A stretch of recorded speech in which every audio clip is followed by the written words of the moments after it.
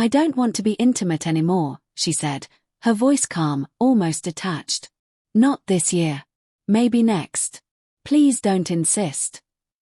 I stared at her, half expecting a smile, a smirk, anything to tell me she was joking. But her eyes didn't move. They stayed locked on the floor, unfocused, as if she couldn't stand to see my face. Next year. I repeated slowly. The words tasted strange, like they didn't belong to us. What does that even mean?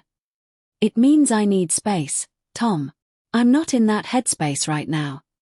She stood there in her nightgown, arms crossed like she was protecting herself from something. I waited for her to reach out, to say something softer, but she didn't. Just silence. I nodded once, too stunned to speak. Okay, I said, and then I left. I grabbed my jacket, my keys, and walked out into the night. The air was sharp and cold, carrying the scent of rain and asphalt. I didn't know where I was going. I just needed to be somewhere that wasn't that room, with her voice echoing in my head. When I came back hours later, she was asleep. Or pretending to be. I could tell by the way her breathing wasn't even. I lay down beside her, staring at the ceiling, wondering when we'd become strangers who couldn't touch. The next morning, she made coffee like nothing had happened. She smiled when she handed me my cup. Morning, she said, her tone light, almost rehearsed. Morning, I replied, trying to sound normal. But something was different. I couldn't name it yet, but I felt it, a shift. The warmth between us had vanished, replaced by a quiet, uneasy distance. Over the next few days, she became busier than ever. Work dinners, late meetings, errands that stretched into the night. Every time I asked, she had a calm, ready answer. You know how the end of the quarter is, she'd say with a shrug. I wanted to believe her. God, I really did. But then came the perfume, the kind she never wore for me anymore. Sweet, heavy, lingering in the air long after she left the room. And then there was her phone. Always face down. Always on silent. She took it everywhere, even to the bathroom. Still, I tried to ignore it. Tried to convince myself I was overthinking, that she just needed time, that maybe I had done something to push her away. I told myself love could survive silence if I just held on long enough. But love, I was learning, can die quietly. That Friday night, I came home early from work. Her car wasn't in the driveway, but her laptop was open on the table, the screen still glowing. I don't know what made me look. Maybe instinct. Maybe desperation. The chat window was open. I saw his name first, Mark. And then the words that followed. Short, intimate, cruelly familiar. Same place tonight. Yes. He's out again. You sure? Positive. He doesn't ask anymore. I stood there frozen, staring at the words until they blurred. My throat felt tight, my stomach hollow. For a long time, I couldn't move.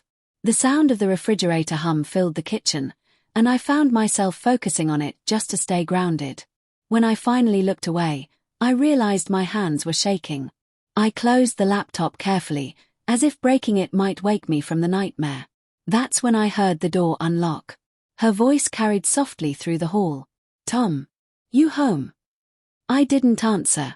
I just waited. When she walked into the kitchen, she froze. Her smile faltered the second she saw my face. What's wrong? She asked, her tone cautious, like she already knew. Where were you? I asked.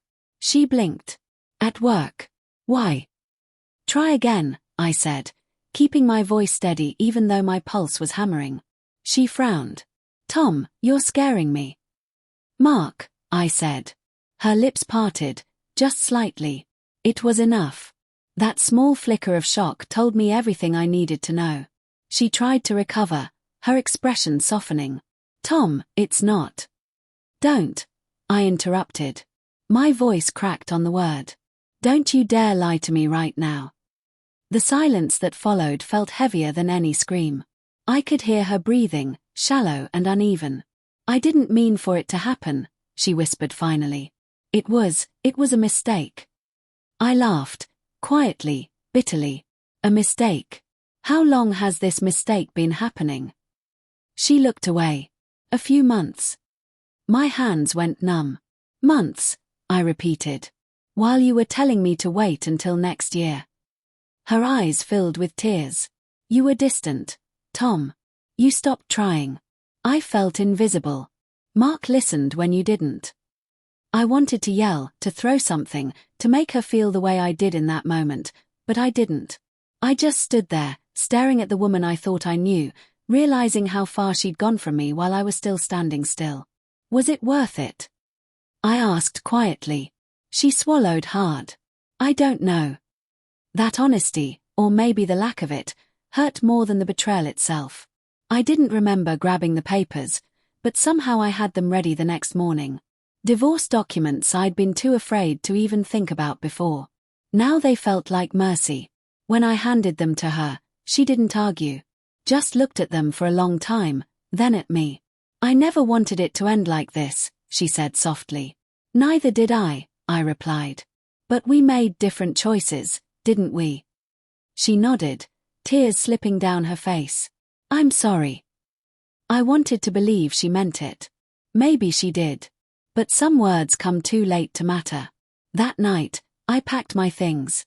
She stood in the doorway, watching, silent. The house felt smaller, emptier, like it had already started erasing us. When I stepped outside, the air was cool and the street was quiet. I sat in my car for a long time before turning the key. I thought about how easily she'd said next year, how easily I'd said okay. How love had ended not in a fight, but in that simple exchange of words that neither of us knew would be our last. As I drove away, I didn't look back. Some endings don't need to be watched, they're already burned into memory. And in that silence, I finally understood. Sometimes betrayal doesn't come with noise. It starts quietly, with someone asking for time and the other two afraid to ask why.